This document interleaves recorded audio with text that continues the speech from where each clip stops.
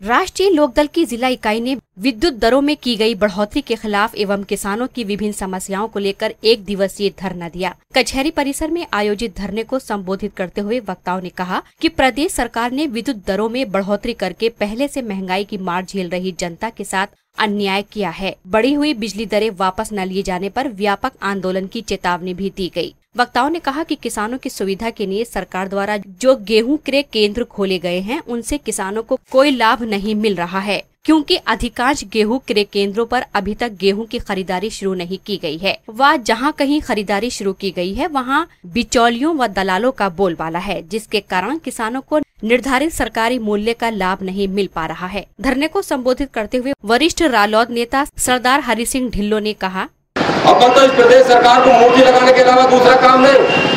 अब जब मूर्ति लगाने की जगह इस प्रदेश सरकार को नहीं मिली, वो सारी लखनऊ के अंदर भर गई, तो इसने एक ऐसा बजट प्रस्ताव पास करा कि मूर्तियों की रखवाली के लिए 67 करोड़ रुपए का बजट इसी सत्र के अंदर पास कर दिया कि इनकी रखवाली होनी चाहिए। शायद मायावती जी को ये यकीन होगा कि देश सरकार के हटने के बाद ये मूर्तियां नेस्ता नाबूद हो जाएगी।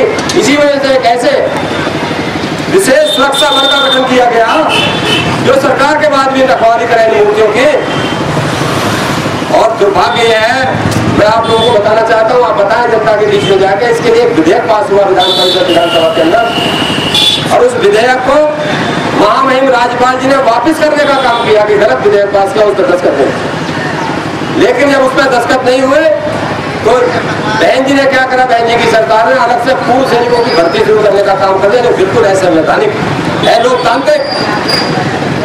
तो इस प्रदेश में कानून व्यवस्था नाम की कोई चीज नहीं। धरने में जिला अध्यक्ष चौधरी प्रहलाद सिंह चाहल, एडवोकेट चौधरी फहीमुद्दीन, हरिओम चाहल, मनोज चौधरी, सत्यवीर सिंह, निर्दोष कुमार, असलम अंसारी, याकूब अंसारी, लोकेश शर्मा, दिवेंद्र चाहल, सरदार सिंह मुंडाला, संसार सिंह और चौधरी किरणपाल सिंह सहित अनेक पदाधिकारी उपस्थित रहे। धरने के विषय में जानकारी देते हुए युवा रालोद व छात्र नेता मनोज चौधरी ने हमारे सिटी न्यूज संवाददाता को बताया, आज राष्ट्रीय लोकदल चौधरी अजीत सिंह के आह्वान पर राष्ट्रीय लोकदल का धरना आयोजित किया गया। चौधरी साहब के आदेशानुसार हम लोगों ने उनकी नीतियों से के बारे में यहाँ सभी किसान भाइयों को अवगत कराया। मैं बताना चाहता हूँ कि चौधरी अजीत सिंह जी की पार्टी किसानों की एकमात्र ऐसी पार्टी है जिसके में किसानों का भला हो सकता है, अन्यथा कोई पार्टी किसानों के बारे में विचार विमर्श नहीं करती। अभी 19 तारीख को इतना बुरा विधेयक पास हुआ कि किसानों के गन्ने का रेट 129 रुपये 84 पैसे तय कर दिया केंद्र सरकार ने। उसको समाप्त करने के लिए चौधरी अजीत सिंह जी ने केवल मात्र 5 सांसद होने के नाते सारे विपक्ष को इकट्ठा किया, और उसी का नतीजा है कि 24 घंटे के अंदर, पहली बार ऐसा हुआ है देश में कि 24 घंटे के अंदर केंद्र सरकार ने अपना ये फैसला बदला और जो पुरानी गन्ने की नीति थी उसको लागू किया। इसलिए मैं चौधरी साहब को बधाई देना चाहता हूँ, धन्यवाद देना चाहता हूँ। किसानों के एक मसीहा नेता चौधरी अजीत सिंह जी हैं। आज सभी की लड़ाई वो लड़ रहे हैं किसानों की।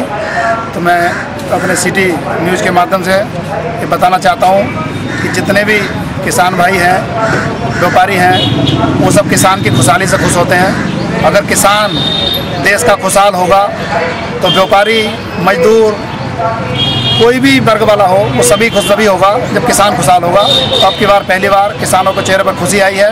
उनका गन्ने का रेट 280 रुपये 290 रुपये हुआ है। इसके लिए चौधरी साहब को बधाई देना चाहता हूँ, चौधरी अजीत सिंह जी को धन्यवाद देता हूँ।